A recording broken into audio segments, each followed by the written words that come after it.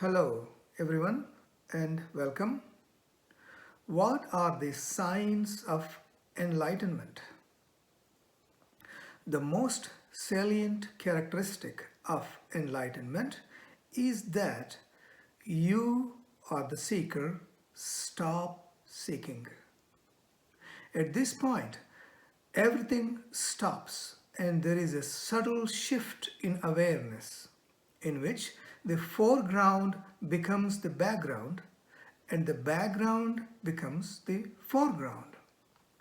The ego or mind, the subject, meditating on the God or self, the object, becomes the object, and the God or self, formerly the object, becomes the subject. And this never changes because it is obtained through the knowledge that what I experience is me, but I am not what I experience. In other words, one merges into the self or God. Unlike an experience, the self or God can never be lost because it is me, the basis of everything, and there is nothing other than it to lose. Buddha defined enlightenment as the end of suffering, where suffering is caused by the sense of personal ownership or personal doership. Enlightenment does not suddenly make us immune to pain or make us in control of the universe. It does not mean that everything works as we wish and we will. No, it is simply the condition of someone abiding in his or her true nature. That's all. Enlightenment is not a transcendental state, a higher state, an altered state, a fourth state, or any other kind of state. No particular experience of special bliss or happiness comes with enlightenment, although enlightened people tend to be blissful. Enlightenment means that you know that you are the knower of every conceivable experience. It means that you never confuse with what you are experiencing and that the experiencing is you, but you are not the experiencing.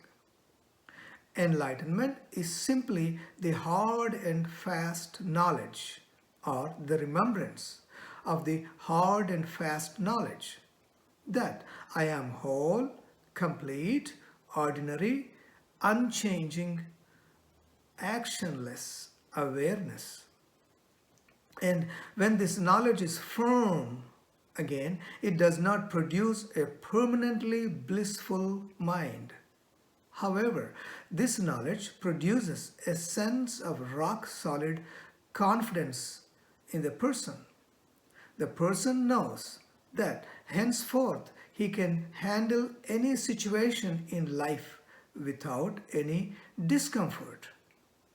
When it is clear that you are the knower of the experience, the craving for pleasant experience, raga, and the aversion for unpleasant experience, called dvesha, disappear or become non-binding.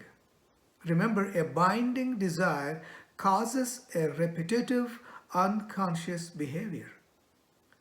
This then allows the love to flow continuously to all selves and to all objects.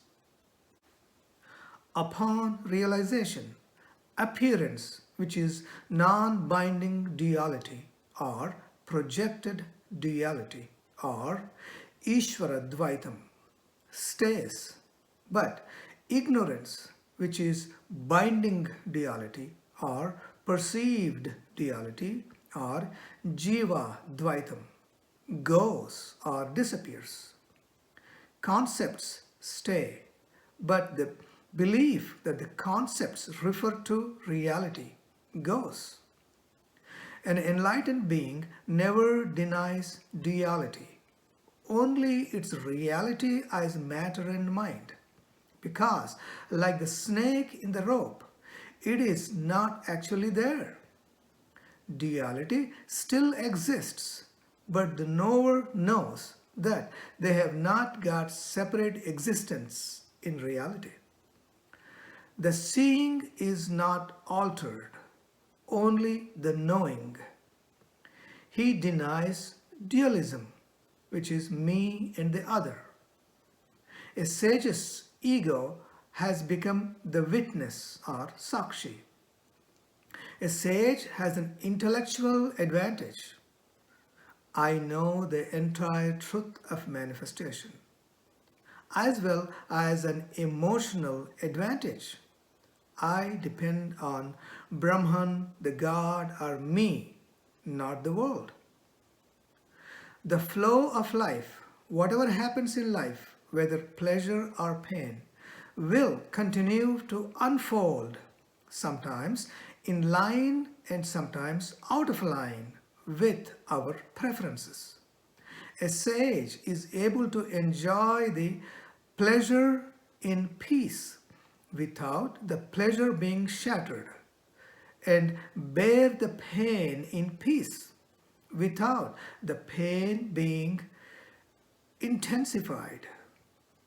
Life is not set up to work for you, the ego.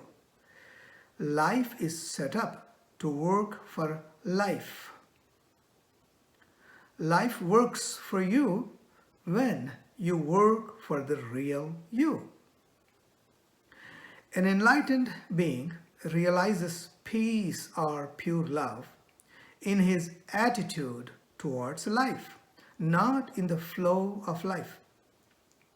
Life always delivers pain and pleasure as part of the flow of life, which will be registered biologically, and then a body-mind organism will react as designed per its biological preferences.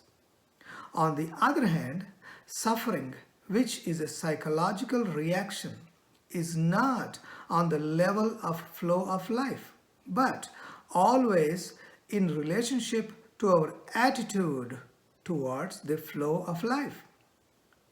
An enlightened being realizes this truth and remains peaceful in his attitude in any circumstance.